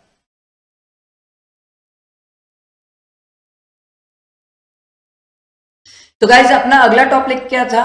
अगला टॉपिक अपना था indifference curve. Indifference curve analysis बहुत सिंपल है सर, बहुत इजी है, आराम से ध्यान से सुनना, मैं आपको एकदम आराम से इजी तरीके से बताऊंगा। देखो इससे अपन पहले क्या पढ़े? Utility concept. यूटिलिटी कंसेप्ट क्या बोलता है सर? यूटिलिटी कंसेप्ट कौन दिया था? मार्शल ने दिया था। वहां पर किस टर्म्स में बातें हुई थी सर? नंबर के टर्म्स में। सर कौन सा कंसेप्ट था? Cardinal concept. कौन सा कंसेप्ट था? कार्डिनल। अब जब अपन इंडिफरेंस कर्व पढ़ेंगे तो ये कौन सा कंसेप्ट है सर? ऑर्डिनल कंसेप्ट है। सबसे पहली चीज सर, यहां पर कौन सा कंसेप्ट चलता है? ऑर्डिनल अप्रोच चलती है। और ऑर्डिनल अप्रोच क्या बोलती है? यहां पर ऑर्डिनल वर्ड का मतलब है सर रैंक्स के टर्म पे बातें होगी। ध्यान देना सर। सर यूटिलिटी की जब बात हुई थी, ध्यान से सुनो, यूटिलिटी की जब बात हुई थी, मार्जिनल यूटिलिटी, तो वहां पर नंबर के टर्म्स में था। कौन बोला था? मार्शल ने बोला था। कौन सा कंसेप्ट चल रहा था सर? कार्डिनल। जब इंडिफरेंस कर्व की बात है तो सर ऑर्डिनल कंसेप्ट है, किस टर्म्स में चलता है? रैंक के टर्म्स में। सर किसने बोला?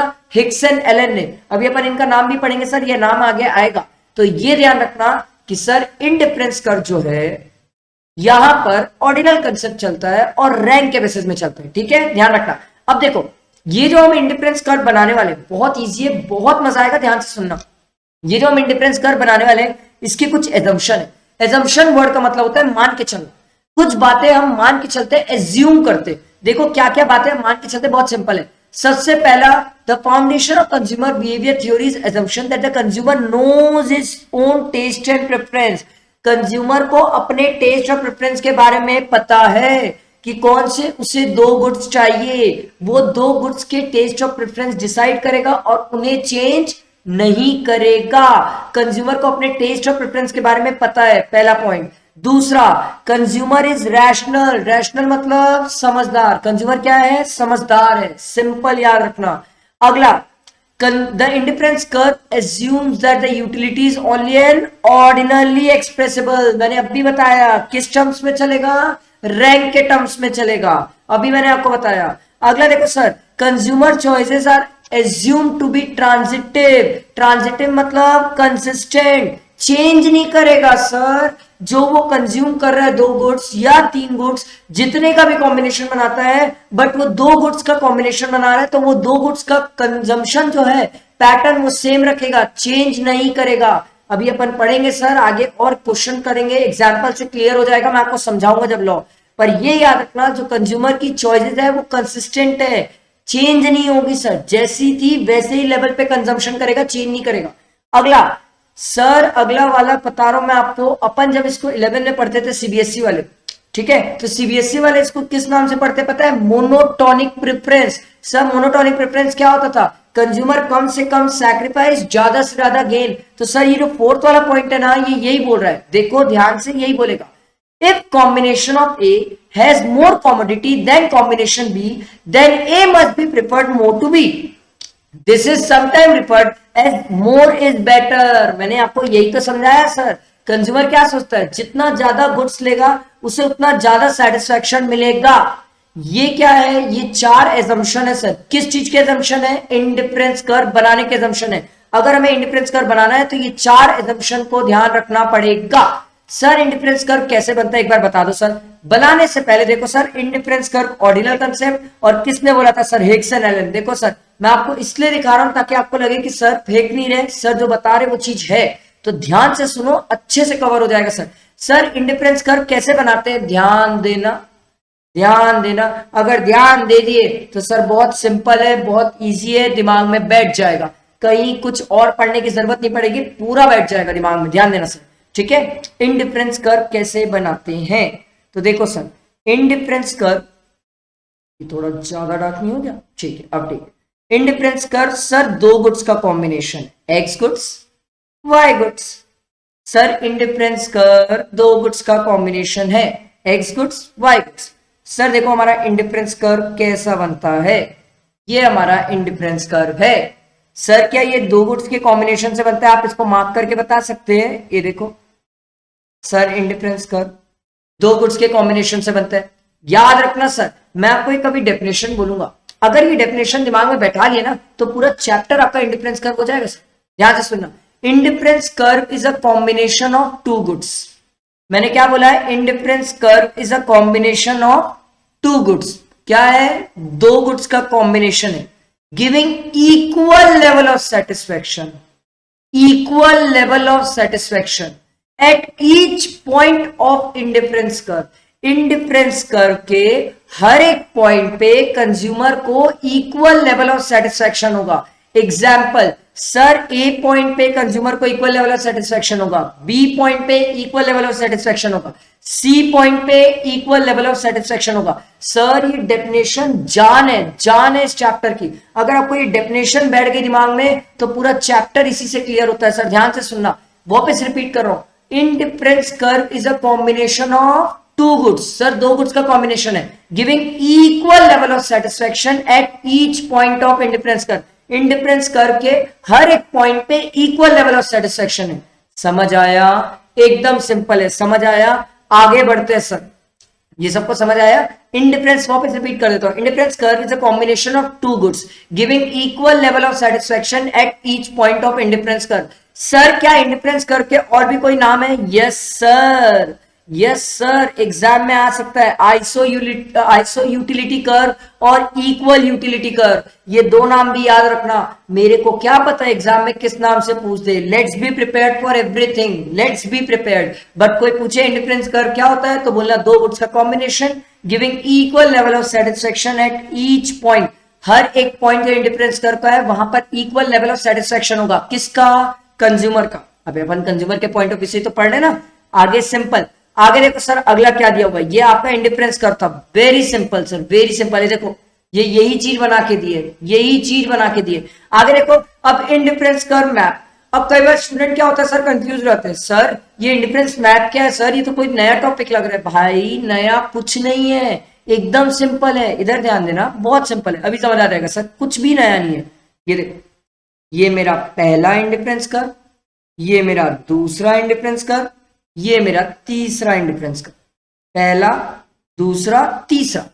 जब different set of indifference curve हो सर, जब हमारे पास सेट ऑफ इंडिफरेंस कर्व हो, पहला है, दूसरा है, तीसरा है, जब हमारे पास सेट ऑफ इंडिफरेंस कर्व हो तो इसी सेट ऑफ आईसी कर्व को आईसी मैप भी बोला जाता है, इंडिफरेंस कर्व मैप भी बोला जाता है। वेरी सिंपल सर, जब एक से ज्यादा इंडिफरेंस कर्व हो तो उसे इंडिफरेंस मैप बोला जाता है। Very simple sir, very very simple. पता नहीं स्टूडेंट क्यों उनको ऐसा लगता है सर इंडिफरेंस कर्व मैप कुछ नया आ गया। अरे भाई नया नहीं है, वही चीज है। क्या सर इंडिफरेंस कर्व मैप कोई पूछे तो क्या वही चीज है? बोलना हाँ सर, बस ये है कि दो तीन इंडिफरेंस कर्व को मिला लो तो इंडिफरेंस मैप बन जाता है। आया समझ? अब आगे देखो सर, आगे हर एक चीज कवर होगी, हर एक चीज कवर होगी, कुछ नहीं छूटेगा, बस आपका ध्यान मेरे तरफ होना चाहिए। ठीक है, अगला देखो sir, marginal rate of substitution. Sir ये क्या लिखा हुआ है? मार्जिनल वर्ड का मतलब मैंने आपको पहले भी सिखाया था सर, एवरी एडिशनल यूनिट। याद है? मार्जिनल वर्ड का मतलब मैंने आपको पहले भी सिखाया था और बोला था इसको ब्लड में बैठा लो, ये हमेशा काम आएगा। मार्जिनल वर्ड का मतलब होता है every additional unit. Sir rate word का मतलब होता है दर, या सिंपल आप इंग्लिश में रेट भी याद रख सकते हो। सब्स्टिट्यूशन मतलब एक गुड्स के बदले दूसरे से सब्स्टिट्यूट कर लेना।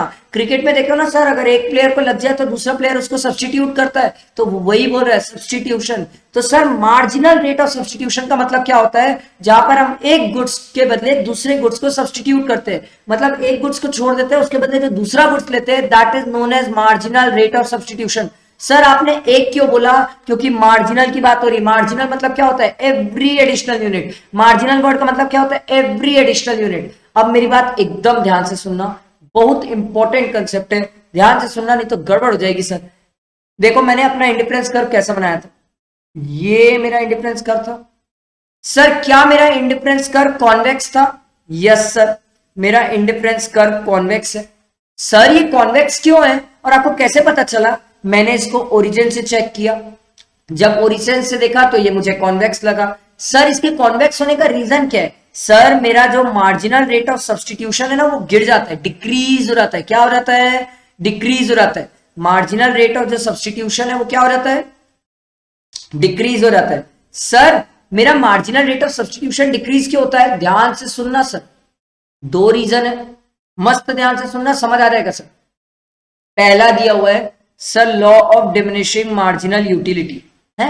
अब बोलोगे सर ये कैसे बीच में आ गया? एकदम ध्यान देना, एकदम ध्यान देना, आराम से समझ आएगा, एकदम ध्यान देना, मैं आपको आराम से समझाता हूं सर। मान लो यहां पर एक्स गुड्स है, ठीक है, यहां पर वाई गुड्स।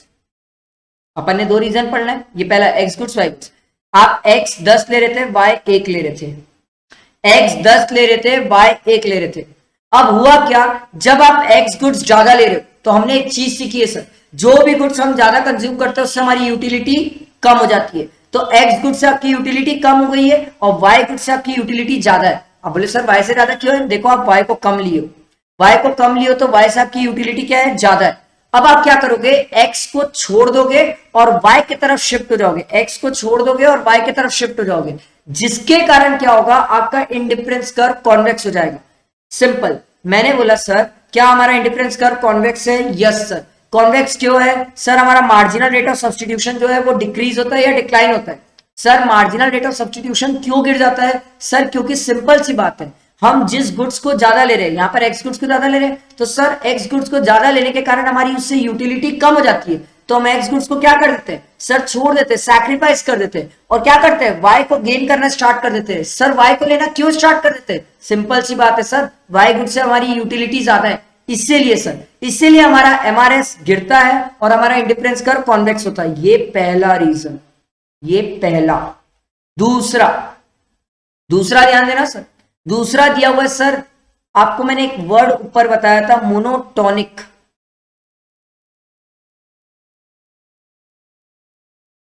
आपको मैंने एक वर्ड बताया था, मोनोटोनिक प्रेफरेंस।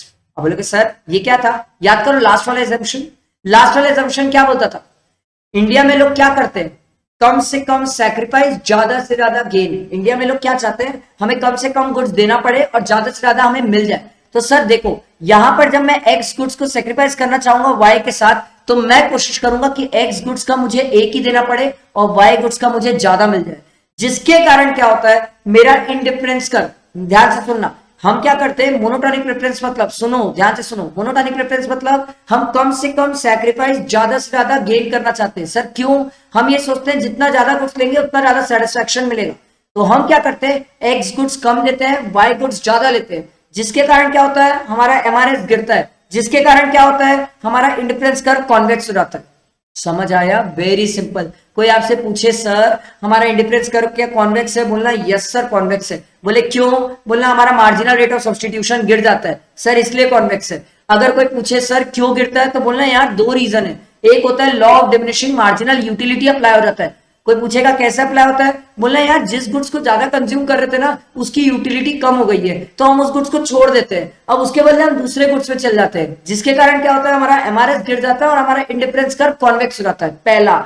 दूसरा, कोई अगर पूछे यार ये तो पहला रीजन था, दूसरा कोई और भी है, बोलना हाँ यार इंडिया में ना मोनोटोनिक प्रेफरेंस काम करता है। कोई पूछे मोनोटोनिक प्रेफरेंस क्या होता है, तो बोलना इंडिया में ना लोग गुड्स ज्यादा लेना पसंद करते हैं, देना कम करते हैं। तो सर हमारे पास एक्स गुड्स पहले से ज्यादा था, तो हम एक्स गुड्स को कम सेक्रीफाइस करके वाई को ज्यादा लेंगे, उसके कारण क्या होता है, हमारा एमआरएस गिर जाता है और हमारा इंडिफरेंस कर्व क्या हो जाता है, convex, marginal rate of substitution. Sir इसका फॉर्मूला क्या होता है, सिंपल है सर, सैक्रिफाइस अपॉन गेन।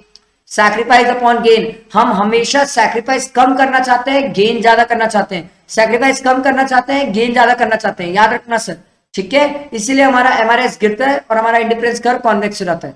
यही दिया हुआ है sir marginal rate of substitution में, कहानी पूरी यही दी हुई है सर। मैंने आपको इतना इजी तरीके से बताया है, इतना इजी लैंग्वेज में ये दिया नहीं है, ये आपको बहुत कंफ्यूज करता है। मैंने जो बताया है बहुत सिंपल तरीका है, ठीक है। अगर नहीं समझ आएगा तो फिर भी आप पूछ सकते हो। अब इसके बाद आगे देखो सर, अब यहाँ पर ये जो दो रीजन दिया, देखो दो रीजन क्या दिए हुए हैं, दो रीजन जो मैं आपको समझाया ये वही है। देखो, the want for a particular good is satiable so that when a consumer has more of it his intensity for want of it decreases. मैंने यूटिलिटी वाला जो समझाया ये वही है sir, law of diminishing marginal utility वाला point ये sir, same है सेम, सिर्फ वर्ड बदले, मैंने आपको एक शॉर्ट में बताया था सर। दूसरा देखो sir, most goods are imperfect substitute of another. Imperfect substitute, sir imperfect substitute है इसीलिए कॉन्वेक्स है। अगर परफेक्ट सब्सटीट्यूट हो जाएंगे, अगर वो एक दूसरे को सब्सटीट्यूट कर सकते हैं तो हमारा एमआरएस कांस्टेंट हो जाएगा, और अगर हमारा एमआरएस कांस्टेंट हुआ तो सर जो हमारा इंडिफरेंस कर्व है ना वो स्ट्रेट लाइन हो जाएगा। कैसा हो जाएगा? Straight line. Sir imperfect substitute है इसलिए कॉन्वेक्स है, अगर परफेक्ट सब्सटीट्यूट हो जाएंगे तो उस केस में क्या हो जाएगा? स्ट्रेट लाइन हो जाएगा, ध्यान रखना, ठीक है। आगे देखो सर मेरे साथ, आगे आगे आगे, properties of indifference curve. This is very simple. Sir क्या हमारा इंडिफरेंस कर्व डाउनवर्ड स्लोपिंग है? Yes sir. क्या लेफ्ट टू राइट है? Yes sir. क्या ये कभी एक्सिस टच करेगा? नो सर, कभी नहीं कर सकता। सर क्यों नहीं कर सकता? सिंपल सा लॉजिक है, अगर ये एक्सिस टच कर दिया तो सर हमारी जो डेफिनेशन है कि indifference curve is a combination of two goods, वो डेफिनेशन गलत हो जाएगी, आपका एक गुड्स का कॉम्बिनेशन हो जाएगा। सर कैसे? ये देखो, अगर ये एक्सेस टच कर दिया तो यहां पर x के तो 10 गुड्स हो गए, y के कितने हो जाएंगे? 0। तो सर दो गुड्स का कॉम्बिनेशन कैसे बनेगा? इसीलिए सर क्या ये एक्सेस टच कर सकता है? नो सर, ये एक्सेस टच नहीं कर सकता। अगला, सर क्या इंडिफरेंस कर्व कॉन्वेक्स होता है? यस सर, मैंने आपको ऊपर यही कहानी समझाई है पूरी। क्या इंडिफरेंस कर्व कॉन्वेक्स है? यस सर कॉन्वेक्स है। क्यों है? क्योंकि हमारा एमआरएस गिरता है सर, ये देखो, diminishing marginal rate of substitution, हमारा एमआरएस गिरता है सर। एमआरएस क्यों गिरता है? सर सिंपल सी बात है, मैंने आपको समझाया था, दो रीजन थे, एक law of diminishing marginal utility वाला, और एक मैंने आपको ये भी सिखाया था मोनोटोनिक प्रेफरेंस, जहां पर हम कम से कम सैक्रिफाइस और ज्यादा से ज्यादा गेन करना चाहते हैं, ठीक है। Sir there are two extreme situation. Extreme मतलब ये एक्सट्रीम है, ये जनरली नहीं होती सर, जनरली नहीं होती कि कोई दो गुड्स एक दूसरे के परफेक्ट सब्स्टिट्यूट हो जाए। अब अगर परफेक्ट सब्स्टिट्यूट हो जाए तो मैंने अब भी आपको क्या सिखाया, उस केस में क्या हो जाएगा? Straight line. हमारा इंडिफरेंस कर्व कैसा हो जाएगा? Straight line. अगर दो गुड्स एकदम परफेक्ट कॉम्प्लीमेंट्री एक दूसरे के, अगर परफेक्ट कॉम्प्लीमेंट्री है तो उस केस में हमारा इंडिफरेंस कर्व कैसा हो जाएगा? L shape. याद रखना सर, एमसीक्यूज में आ सकता है, परफेक्ट कॉम्प्लीमेंट हो गए तो sir L shape, perfect substitute हो गए तो सर स्ट्रेट लाइन। ध्यान रखना, एमसीक्यूज में आते हैं सर, ये देखो ध्यान रखना इसको। सर क्या हमारा इंडिफरेंस कर्व इंटरसेक्ट कर सकता है एक दूसरे को? नहीं सर, कभी नहीं कर सकता, कभी नहीं कर सकता। सर क्यों नहीं कर सकता? Very simple sir, very simple. आप ध्यान दो, अगर दो इंडिफरेंस कर्व अलग अलग इंटरसेक्ट कर गए, एक दूसरे को इंटरसेक्ट कर गए, तो उससे जो नया इंडिफरेंस कर्व बनेगा, आपको मैं ना डायग्राम से समझाता हूं, बड़े अच्छे से समझ आएगा, डायग्राम ध्यान देना, क्योंकि ऐसे में आपको बोलूंगा तो शायद आप कंफ्यूज रहो। ये देखो और ये देखो, ठीक है, ध्यान देना डायग्राम की तरफ, आपको पूरा समझ आएगा।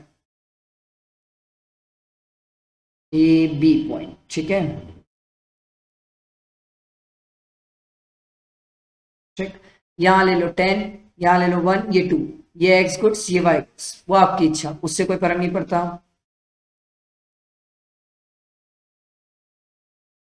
ठीक है, इसको ले लेते सी पॉइंट, इसको ले लेते डी पॉइंट। अब ध्यान देना, हमारा पहला इंडिफरेंस कर्व ये, दूसरा इंडिफरेंस कर्व ये।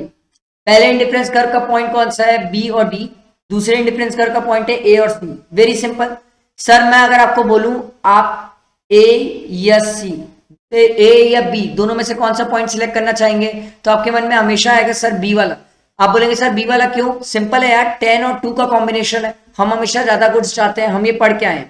सर अगर इन दो केस में सी और डी में अगर ये बात आ जाए तो सर सी और डी में हम कौन सा पॉइंट सिलेक्ट करेंगे? But obviously sir C select करेंगे। क्यों? क्योंकि सी में हमें कितना मिल रहा है सर, यहां पर 10 और 2 मिल रहा है, तो सर हमेशा सी सिलेक्ट करेंगे। तो सर हुआ क्या? अब ध्यान से सुनना, आपने बी वाला इंडिफरेंस कर्व आधा उठा लिया, आपने सी वाला इंडिफरेंस कर्व आधा उठा लिया, और दो अलग अलग को उठा के एक इंडिफरेंस कर्व बना दिए, बी वाला बना दिए और सी वाला बना दिए। अब हुआ ये कि दो जो अलग अलग पॉइंट थे बी और सी, अलग अलग इंडिफरेंस कर्व के पॉइंट थे, अलग अलग लेवल ऑफ सेटिस्फेक्शन था, आप दोनों को मिला के एक इंडिफरेंस कर्व बना रहे हो। तो सर हमारी डेफिनेशन ये बोलती है indifference curve is a combination of two goods giving equal level of satisfaction. Sir equal रहा ही कहां, इक्वल कहां रहा? बी पॉइंट पे तो अलग लेवल ऑफ सेटिस्फेक्शन है, सी पॉइंट पे तो अलग लेवल ऑफ सेटिस्फेक्शन है ना, आपने तो दो अलग अलग इंडिफरेंस कर्व से मिला के बना दिया था।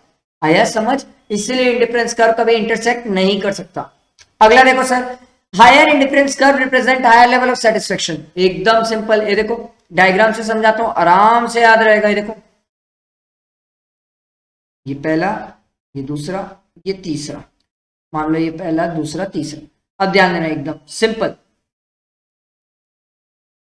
यहां मान लो 5 गुड्स, ये 1, ये 2, ये 3।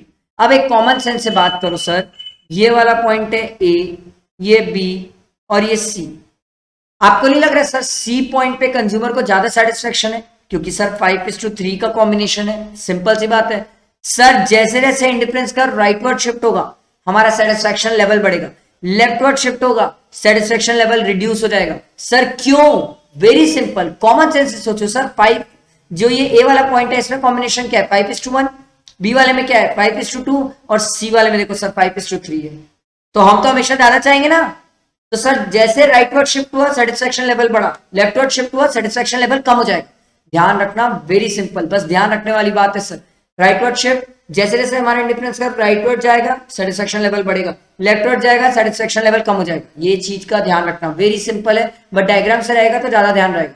अगला, क्या इंडिफरेंस कर्व एक्सिस टच कर सकता है? नहीं सर, मैंने अभी आपको ये बताया सर, दो गुड्स का कॉम्बिनेशन होता है, एक्सिस टच कभी नहीं कर सकता। अगला दिया हुआ sir budget line. Sir budget line क्या होता है? बजट लाइन वर्ड का मतलब सिंपल है सर, वैसे तो ये वर्ड यूज नहीं करना चाहिए बट स्टिल बजट वर्ड का मतलब होता है औकात। सर बजट लाइन औकात की लाइन। अब एकदम सिंपल, इसको समझना बहुत इजी तरीके से समझ आ जाएगा सर, एकदम इजी तरीके से ध्यान देना। सर बजट क्या होता है आप ध्यान दो, एकदम सिंपल, आपको मजा आएगा सर।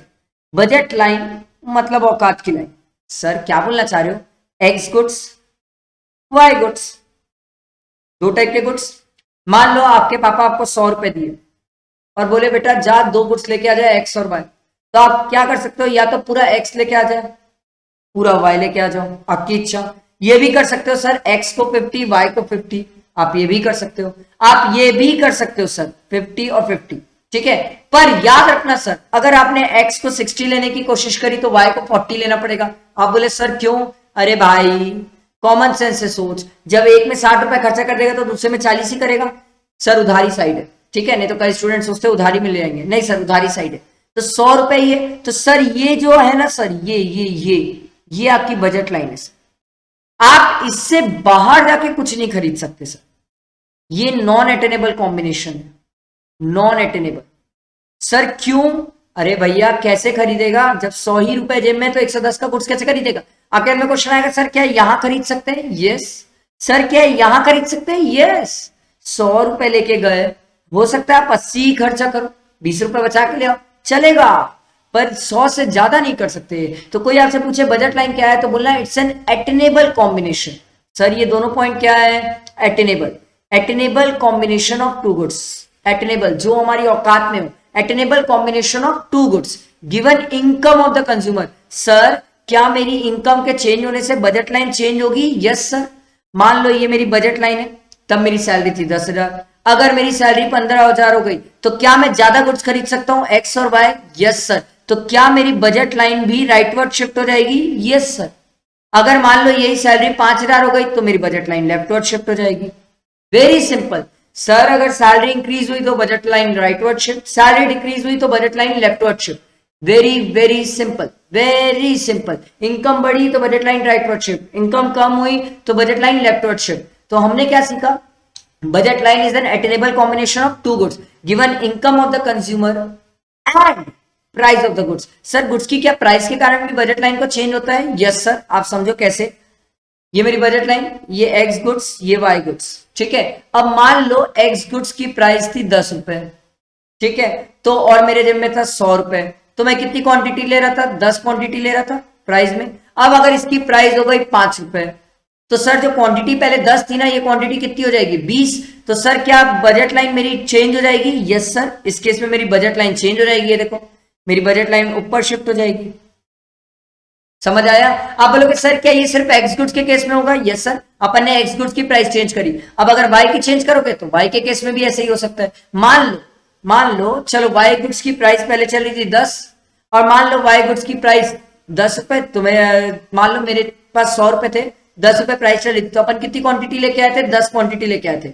अब मान लो वाई गुड्स की प्राइस अगर बढ़ के हो गई 20, तो अब आप वाई गुड्स की क्वांटिटी कितनी ले पाओगे? सर 5। तो ये देखो ये अंदर शिफ्ट हो जाएगी, ये देखो मैं आपको, सॉरी ये इस साइड आ जाएगा, यस। मैं आपको क्या सिखाना चाह रहा हूं? मैं आपको ये सिखाना चाह रहा हूं सर कि क्या प्राइस के चेंज होने से एक्स गुड्स और वाई गुड्स की क्वांटिटी में चेंज आ सकता है? यस सर आ सकता है, बिल्कुल आ सकता है। देखो ये अंदर आ गई और ये ऊपर चली गई थी, उसकी प्राइस कम हो गई थी तो क्वांटिटी बढ़ गई थी, यहाँ प्राइस बढ़ गई है तो क्वांटिटी कम हो गई है, सिंपल। तो हमने क्या सीखा sir, budget line is a combination of two goods, budget line is an attainable combination of two goods. Sir attainable इसलिए क्योंकि औकात की बात, attainable combination of two goods given income of the consumer and price of the goods. मेरी income और goods की price, ये दोनों से बजट लाइन को फर्क पड़ता है। सर बजट इक्वेशन कैसे बनती है, एकदम सिंपल, कई लोग इसको रटते हैं। अब आप समझो, एक बात बताओ, क्या रटने की जरूरत क्या है? देखो, प्राइस एक्स गुड्स की, क्वांटिटी एक्स गुड्स की, प्लस प्राइस वाई गुड्स की, क्वांटिटी वाई गुड्स की। सर ये दोनों मिला के आपकी इनकम से ज्यादा नहीं होना चाहिए। भैया दोनों को खरीद सकता हूं मैं कितने रुपए तक, 100 रुपए तक, क्योंकि 100 ही रुपए तो मेरी औकात थी उस टाइम। बजट लाइन तो मेरी 100 ही थी ना, बजट तो मेरा 100 ही था ना। आया समझ? वेरी सिंपल सर, ये बजट लाइन है, बहुत सिंपल है, बहुत सिंपल। पता नहीं स्टूडेंट क्यों कंफ्यूज होते हैं, बहुत सिंपल है सर बजट लाइन। अब आगे देखना सर, ठीक है। इसके बाद ये देखो, ये मैंने आपको शिफ्ट बताया सर, बजट लाइन कब शिफ्ट हो सकती है, चेंज हो सकती है। अगला देखो सर, कंज्यूमर इक्विलिब्रियम। सर ये होता क्या, कंज्यूमर इक्विलिब्रियम, इक्विलिब्रियम वर्ड का मतलब होता है मैक्सिमम सेटिस्फेक्शन, ठीक है। इक्विलिब्रियम वर्ड का मतलब होता है maximum satisfaction. Consumer equilibrium word का मतलब होता है सर जहां पर कंज्यूमर को मैक्सिमम सेटिस्फेक्शन। तो कंज्यूमर को मैक्सिमम सेटिस्फेक्शन कब होता है, ये डायग्राम से समझाऊंगा, ध्यान देना, बहुत इजी है सर, डायग्राम से समझेंगे बड़े इजीली समझ आएगा। देखो ध्यान देना, देखो सर ये हो गई मेरी budget line, very simple. Sir क्या दो गुड्स का कॉम्बिनेशन है? यस सर, दो गुड्स का कॉम्बिनेशन है। उसके बाद देखो अगला, सर इंडिफरेंस कर्व बनाएंगे अपन, ये मेरा इंडिफरेंस कर्व है, ठीक है, ये मेरा इंडिफरेंस कर्व है। अब यहाँ पर सर ये देखो, ये जहां पर इंडिफरेंस कर्व यहाँ पर टच कर रहा है, यहाँ पर price of X goods, price of Y goods, क्या लिख रहा हूं अभी सब बताऊंगा, पेशेंस रखो, पेशेंस रखना, मैं अभी सब बताऊंगा ये क्या हो रहा है। ये हो जाता है सर पॉइंट ऑफ इक्विलिब्रियम, ठीक है। अब sir consumer equilibrium in case of indifference curve कैसे होता है? सर दो कंडीशन है। पहली कंडीशन क्या बोलती है sir, marginal rate of substitution X और Y goods is equal to price of X goods upon price of Y goods. अभी समझाऊंगा ये क्या है। और दूसरा है sir, indifference curve is convex. ये दो बातें जब सेटिस्फाई होती है तब हमारा सर कंज्यूमर इक्विलिब्रियम होता है इन case of indifference curve, very simple. अब देखो सर क्या दिया हुआ है, marginal rate of substitution of X और वाई गुड्स। सर क्या यही हमारा इंडिफरेंस कर्व होता है? Yes sir. अभी तो हम सीख क्या है सर, हमारा इंडिफरेंस कर्व कॉन्वेक्स क्यों होता है? क्योंकि हमारा मार्जिनल रेट ऑफ सब्सटीट्यूशन गिरता है। तो सर क्या हम ये बोल सकते हैं इंडिफरेंस कर्व के हर एक पॉइंट पे एमआरएस गिर रहा है? Yes sir. इसीलिए तो बोलते हैं सर एमआरएस से ही इंडिफरेंस कर्व बनता है। दूसरा sir, price of X goods और प्राइस ऑफ वाई गुड्स क्या है?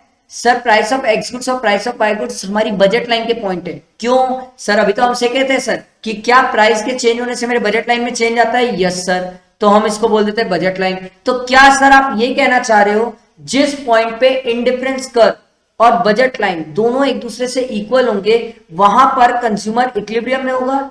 Yes sir. देखो सर एकदम सिंपल, जिस पॉइंट पे, इसको कैसे बोलता हूं ध्यान से सुनना, जिस पॉइंट पे इंडिफरेंस कर्व बजट लाइन को टच करेगा, जिस पॉइंट पे इंडिफरेंस कर्व बजट लाइन को टच करेगा वहां पर कंज्यूमर इक्विलिब्रियम में होगा। Very simple. तो सर ये हमारा पॉइंट ऑफ इक्विलिब्रियम हो गया। आया समझ? एकदम सिंपल। अब ध्यान से सुनना, ये तो आम जिंदगी, अब मेंटल जिंदगी। मान लो अगर ये सर इस साइड ग्रेटर देन का साइन है, मतलब मेरा मार्जिनल रेट ऑफ सब्स्टिट्यूशन क्या है? ज्यादा है। और अगर मेरा मार्जिनल रेट ऑफ सब्स्टिट्यूशन ज्यादा है तो हम कर्व में कहां बैठे हैं? ऊपर में बैठे हैं। आप बोले सर आपको कैसे पता चला ऊपर बैठे हैं? क्योंकि मैंने सिखाया था सर, मेरा एमआरएस गिरता है तब तो इंडिफरेंस कर्व कॉन्वेक्स होता है। अगर ज्यादा है मतलब हम कर्व में कहां बैठे हैं? ऊपर में बैठे हैं। हमें कहां पहुंचना है सर? पॉइंट ऑफ इक्विलिब्रियम तक पहुंचना है। तो हमें क्या करना पड़ेगा सर? एक्स गुड्स को सैक्रिफाइस कर दो और वाई को गेन करना स्टार्ट कर दो। एक्स को छोड़ दो, वाई को गेन करो। कब तक? जब तक सर आप ये पॉइंट ऑफ इक्विलिब्रियम नहीं पहुंच जाते। Very simple. सर अगर यही चीज, मान लो अगर यही चीज इस साइड है तो सर हमारा एमआरएस कम है, एमआरएस कर्व कम है, मतलब सर क्या हम कर्व में नीचे में बैठे हुए हैं? Yes sir. अब हमें क्या करना पड़ेगा सर? यहां वाई गुड्स को सैक्रिफाइस और एक्स को गेन। कब तक सर? जब तक हम ये पॉइंट ऑफ इक्विलिब्रियम नहीं पहुंच जाते सर। सर क्या उसके ऊपर जाएंगे? नहीं सर, कंज्यूमर रैशनल है, समझदार है, वो वहां रुक जाए। समझ आया? ये दो सिचुएशन भी मैंने आपको समझाई। तो सर एकदम सिंपल, आप ये याद रखना, consumer equilibrium in case of indifference curve कैसे होगा सर? जिस पॉइंट पे इंडिफरेंस कर्व बजट लाइन को टच करेगी वहां पॉइंट ऑफ इक्विलिब्रियम होगा। सर ये इसकी equation, marginal rate of substitution of X और Y goods is equal to price of X goods upon price of Y goods. Sir अगर MRS ज्यादा है, मतलब कर्व में ऊपर में बैठे हैं, तो उस केस में क्या करेंगे? सर जो गुड्स ज्यादा है उसको सेक्रीफाइस करो और जो कम है उसको गेन करना स्टार्ट करो। कब तक? जब तक पॉइंट ऑफ इक्विलिब्रियम नहीं पहुंच जाते। और मान लो हमारा एमआरएस कम है, तो सर हम कर्व के नीचे में बैठे हैं, तो उस केस में क्या करना पड़ेगा? वाई गुड्स को छोड़ दो, एक्स को लेना स्टार्ट कर दो। कब तक? जब तक पॉइंट ऑफ इक्विलिब्रियम नहीं पहुंच जाते। और दूसरी कंडीशन ये थी कि हमारा इंडिफरेंस कर्व क्या होना चाहिए? कॉन्वेक्स होना चाहिए। ये चीज बहुत सिंपल है, ध्यान रखना। ये बहुत कंफ्यूज होते हैं स्टूडेंट, नहीं पता क्यों। एकदम सिंपल है सर, मैंने आपको यही चीज समझाई सर, यही चीज समझाई। आया समझ? Very simple. अगर कोई डाउट हो, कोई दिक्कत आए तो आप मेरे से पूछ सकते हो। ये इसी चीज को पूरा इलेबरेट करके समझा रहा है सर, ये वही चीजें लिख के इलेबरेट करके समझा रहा है, ठीक है। बाकी मैंने आपको पूरा बताया, कंज्यूमर इक्विलिब्रियम, 2 कमोडिटी केस बताया, 1 कमोडिटी केस बताया, इंडिफरेंस कर्व वाला केस बताया, एकदम सिंपल। इसके अलावा कोई भी डाउट्स आए, कोई चीज नहीं समझ आए तो बिंदास पूछ लेना, ठीक है। अच्छा एक डायग्राम जाते जाते मैं आपको ये बता देता हूँ, कई स्टूडेंट पूछते हैं कि सर ये वाले केस में क्या होगा, ध्यान देना, ठीक है। 1 मिनट, बस ये 1 मिनट का है लास्ट जाते जाते, फिर उसके बाद खत्म हो जाएगा हमारा ये चैप्टर, ये यूनिट ही खत्म हो जाएगा सर, ध्यान दो। अब होता क्या है सर, आपने तो सिखाया था जिन पॉइंट पे इंडिफरेंस कर्व बजट लाइन को टच करता है उन सब पॉइंट पे इक्विलिब्रियम होता है। तो आपके हिसाब से ए, बी और सी तीनों पॉइंट पे क्या इक्विलिब्रियम है? मैंने बोला हाँ है, तीनों पॉइंट पे इक्विलिब्रियम है। तो सर क्या हम तीनों पॉइंट सिलेक्ट करेंगे? नहीं सर, हम बी वाला सिलेक्ट करेंगे। सर क्यों? क्योंकि आपको मैंने सिखाया था जितना हायर इंडिफरेंस कर जाता है उतना हमारा सेटिस्फेक्शन लेवल बढ़ जाता है। तो सर हमारा जो सेटिस्फेक्शन लेवल है वो बी पॉइंट में ज्यादा है एज कंपेयर्ड ए और सी। तो आप बोलोगे सर एक काम करो ना, थर्ड वाले इंडिफरेंस कर को कोई पॉइंट सिलेक्ट करो। मैं बोला ये कर ही नहीं सकते क्योंकि ये हमारी बजट लाइन के बाहर जा रहा है। जो हमारे बजट के बाहर चले गए हम उसको कर ही कैसे सकते सर? वहां तो हम गुड्स का कॉम्बिनेशन बना ही नहीं पाएंगे। आया समझ? वेरी सिंपल, जाते जाते यही कंसेप्ट था। ये हमारा चैप्टर कंप्लीट हुआ। अब इसके आगे सर प्रोडक्शन कॉस्ट और बहुत बड़े बड़े चैप्टर्स पढ़ना है, उस पर फोकस करेंगे, ठीक है। कोई डाउट, कोई दिक्कत आप बिंदास पूछ सकते हो, साथ में अच्छे से बैठ के पढ़ते जाओ और कंप्लीट करते जाओ, ठीक है। और याद रखना चैनल को सब्सक्राइब करना भूलना मत, बेल आइकन प्रेस करना नहीं भूलना, ताकि आगे कोई भी ये जो इकोनॉमिक्स की वीडियोस है कोई भी स्किप ना हो, ताकि आपका इकोनॉमिक्स मेरे साथ साथ कंप्लीट हो जाए, ठीक। चलो, थैंक यू फ्रेंड्स।